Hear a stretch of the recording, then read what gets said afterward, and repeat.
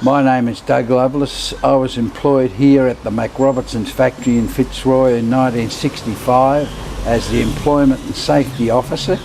The site is 5 city blocks.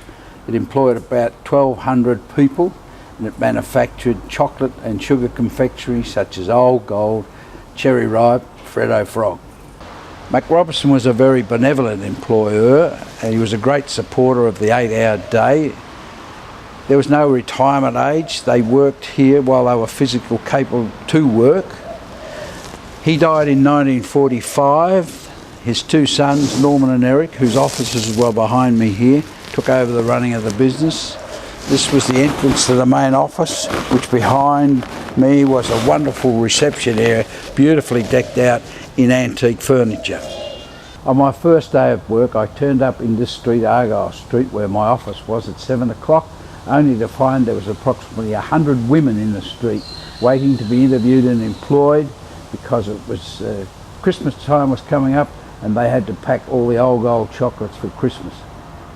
I well remember the first morning and smell of cocoa and chocolate permeating right through the streets. This was my office in Argyle Street. This is where I hired all the employees.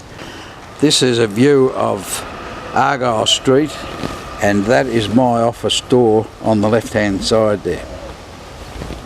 The majority of the employees here were women, mainly because of the packing jobs.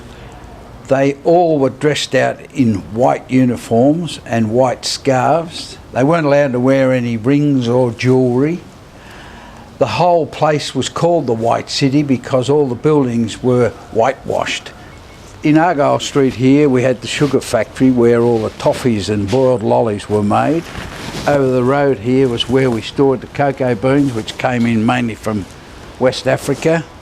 Around the corner here was the warehouse where every morning about 25 trucks would pull up.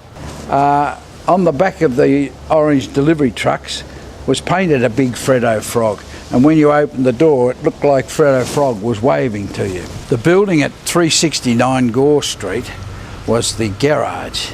Mac Robertson's was renowned for the love of his cars, and when I arrived here in '65, Norman and Eric between them had about 9 cars over there, including a couple of Rolls Royces and a beautiful big Bentley. The building behind me on my right housed a company called Colourprint, which was a printing work owned by Mac Robertson's. Mac Robertson wanted to ensure that he had his own designers, artists and printers to print all his labels and packaging for his confectionery. Amazing to see today that it's still a printing press. We talked about the #1 factory which made all the sugar and boiled lollies. Behind me here is what we call the #2 factory in Kerr Street. The bottom floor at Kerr Street was where the chocolate was made and distributed throughout the factory. The floor above it was the Old Gold packing room where girls would sit at assembly lines placing pieces of chocolates into chocolate boxes.